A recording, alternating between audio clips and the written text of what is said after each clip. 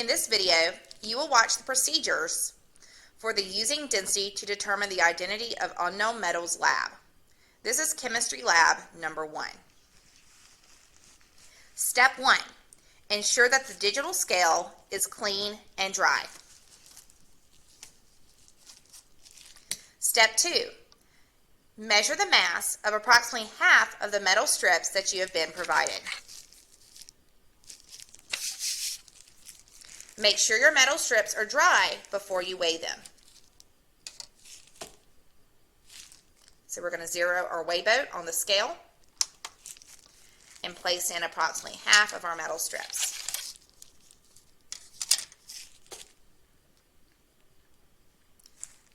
The mass of the metal strips, of about half of the metal strips rather, is 38.22 grams. You will record this value in the Trial 1 column of Table 2. The mass of half of the metal strips is 38.22 grams. Please record that value in the Trial Number 1 column of Table 2.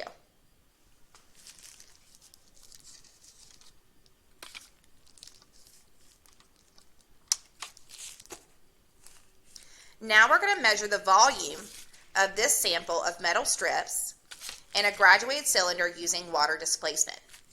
First, we're going to fill our graduated cylinder with a known amount of water. And so we're going to put enough water in our graduated cylinder to completely cover our metal strips.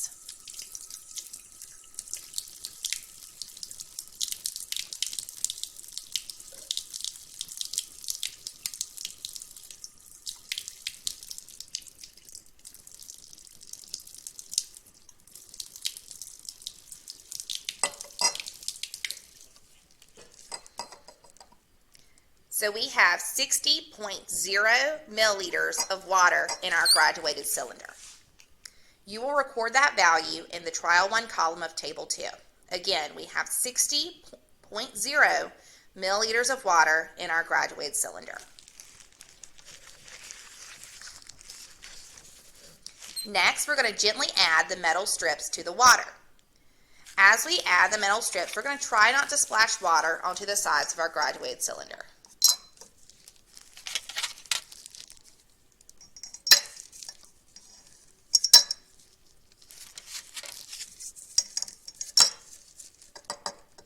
So we're going to make some adjustments here.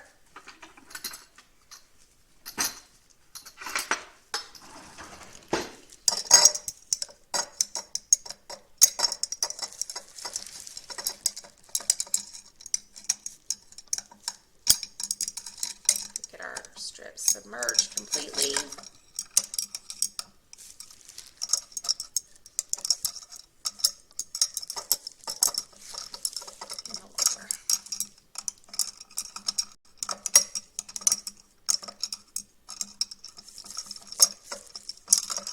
There we go. So now our metal strips are submerged completely in the water. Now, in our graduated cylinder, it looks that we have approximately 67.0 milliliters of water. So you're going to record that value in the Trial Number 1 column of Table 2. In our graduated cylinder, we have 67.0 milliliters of water now, it appears. All right. Now, using both of those values for volume that you recorded, the volume of the water after the metal strips were added, and the volume of the water before the metal strips were added, you're going to calculate the volume of the metal strips alone and record that value in the Trial 1 column of Table 2.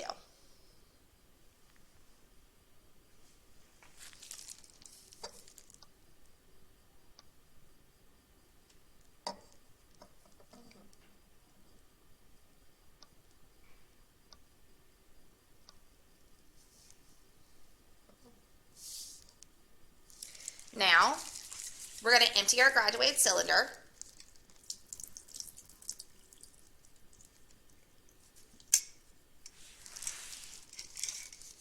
Remove our metal strips. We'll dry them off to remove excess water.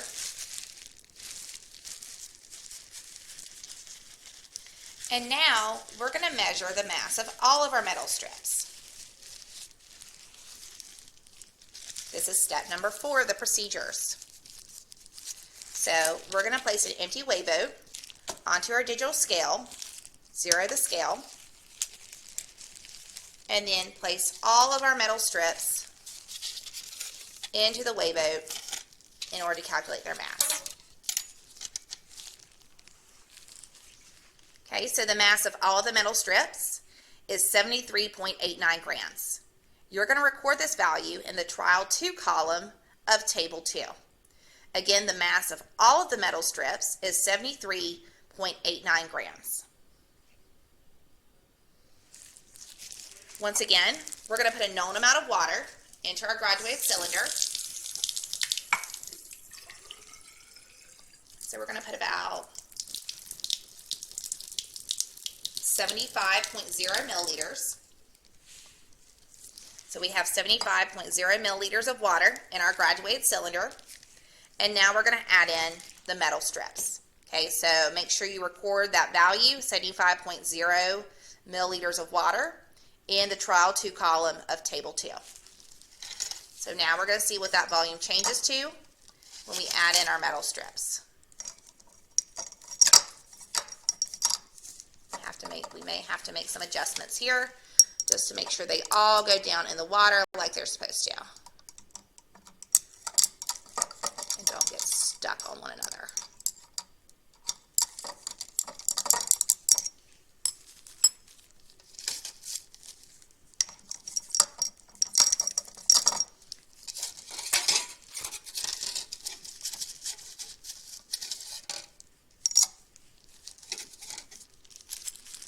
All right.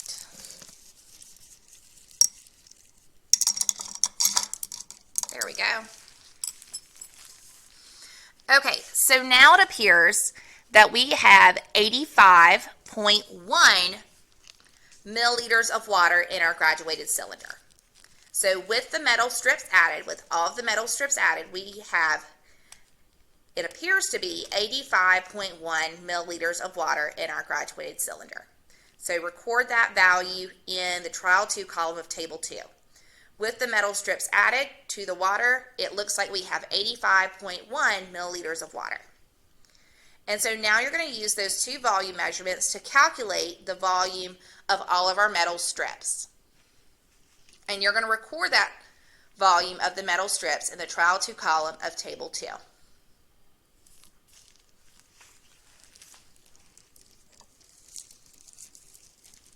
Okay.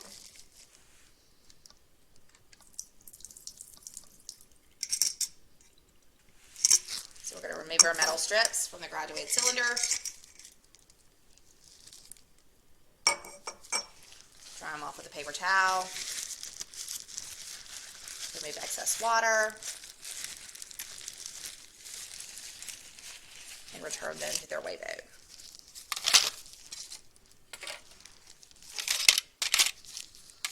And so you're going to want to record some physical characteristics of the metal strips next. Here's a metal strip.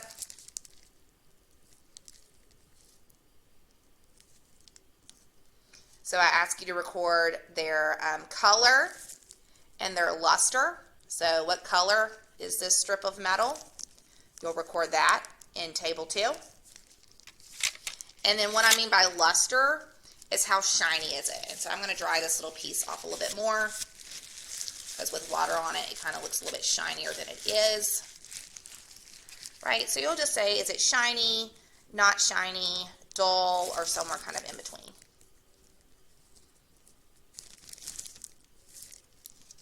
Right? So you're recording the metal's color and its luster, whether or not it's shiny in Table 2. All right, now we're ready to go on and determine the volume and mass of our metal pellets. So here I have some metal pellets. First thing we're going to do is we're going to determine the mass of about half of these metal pellets.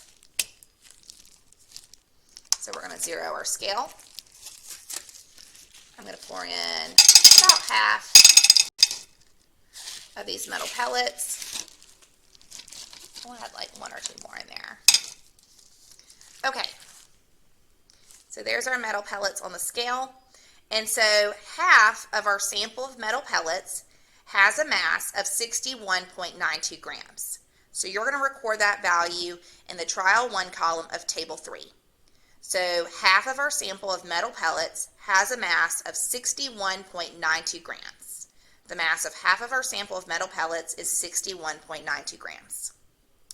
Now we're going to make preparations to measure the volume of half of our sample of metal pellets. So we're going to put a known amount of volume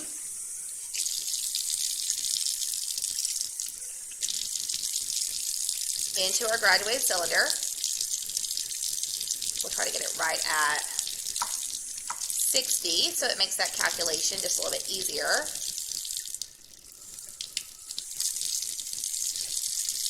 Easier said than done sometimes.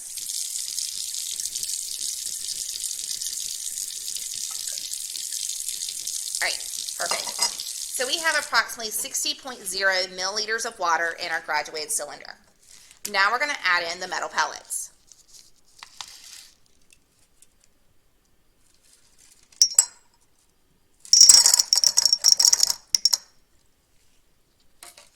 All right, so with our metal pellets in our graduated cylinder, it looks like we have 65.5 milliliters of water in our graduated cylinder. So the final volume of our graduated cylinder, the volume of water that we have in our graduated cylinder with our metal pellets added is 65.5 milliliters. So you're going to record that volume in the trial 1 column of table 3. Right. With half our sample of metal pellets added, the volume of water in the graduated cylinder is 65.5 milliliters. And so now you can use that initial volume, the volume of the water before we add the metal pellets, and the final volume, the volume of the water with our metal pellets added, to calculate the volume of the metal pellets alone. And so you'll also record that final volume in the trial 1 column of table 3. Okay. So I'm going to use a paper towel to dry off my metal pellets. And I'm going to drop them everywhere. And they should be plenty dry now. So I'm going to add them back.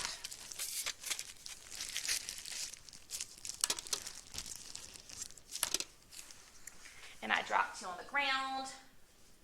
So I'm going to pick them up and put them back in. And now, and there goes another one. Goodness gracious. They go everywhere. And so now what we're going to do is we're going to measure the mass of all of our metal pellets in our sample. So we're going to zero the scale again. We're going to add a weigh boat. Zero the scale again. And then we're going to pour in all of our sample of metal pellets. And so our entire sample of metal pellets has a mass of 131.25 grams. So you're going to record that mass in the trial 2 column of table 3. So our entire sample of metal pellets, all of our metal pellets, have a combined mass of 131.25 grams. 131.25 grams is the mass of all of our metal pellets, and so you're recording that mass in the trial 2 column of table 3. So now we're going to measure the volume of all of those metal pellets. So I'm going to put in a known amount of volume into my graduated cylinder. Get a little bit more water in there.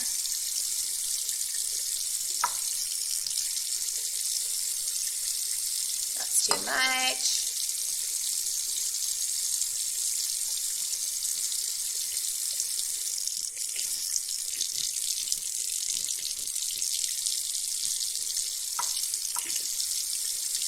All right, so there's 60 milliliters of water in our graduated cylinder. So you're going to record that value in the trial 2 column of table 3. Starting out, we have 60 milliliters of water in our graduated cylinder. And so now we're going to pour in our metal pellets. This is our entire sample of metal pellets. We're probably going to have some splashing here, but it's going to be okay.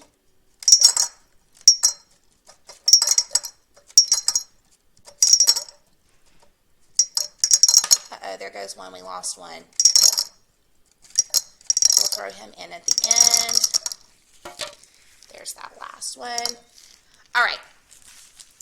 So adding our metal pellets into our graduated cylinder made the volume increase to 72.0 milliliters. So with all of our metal pellets in our graduated cylinder, the volume of the water appears to be 72.0 milliliters. So record that volume in the trial 2 column of table 3. With all of our metal pellets in the graduated cylinder, the volume is 72.0 milliliters. And so you're going to use that final volume, the volume of the water with the metal pellets added, and the initial volume of the water, which was 60 milliliters, to calculate the volume of the metal pellets alone, using the water displacement calculation that we talked about in class. And so you'll record the volume of the metal pellets alone in the trial 2 column of table 3.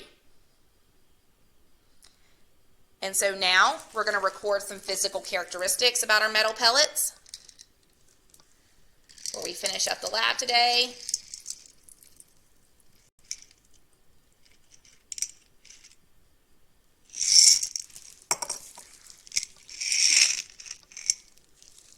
I'm going to dry off our pellets a little bit with a paper towel. Get some of that excess water off of them.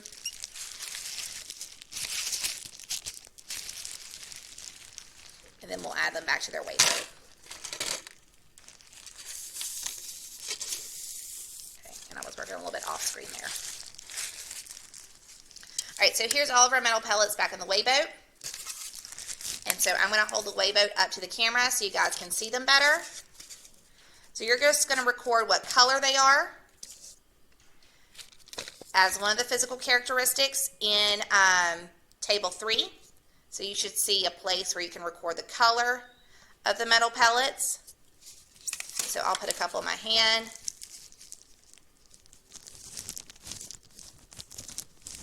Uh-oh, they're rolling around. So you're going to record their color, and then also their general luster. So are they shiny, not shiny? I keep dropping them too.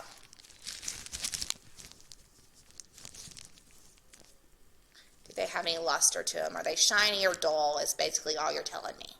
Do they look a little bit shiny, or are they completely dull, or somewhere in the middle?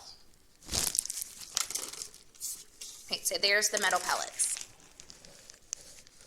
All right, now, so you're going to use those volume and mass calculations that we gathered from the lab to determine the density of our metal strips and our metal pellets.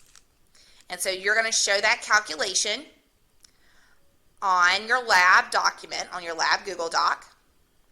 And then, okay, once you perform those density calculations for your metal strips and metal pellets, you're going to look at the reference density values in table 1 to try to determine what element, okay, the metal strips are, and then also what element the metal pellets are composed of. And then finally, once you've recorded all of your data and your results, and perform your calculations, you have some discussion questions to complete at the end of the lab. And so this concludes this demonstration of the Lab 1 procedures, the procedures for the density lab. Thanks for tuning in, and best of luck as you finish your lab.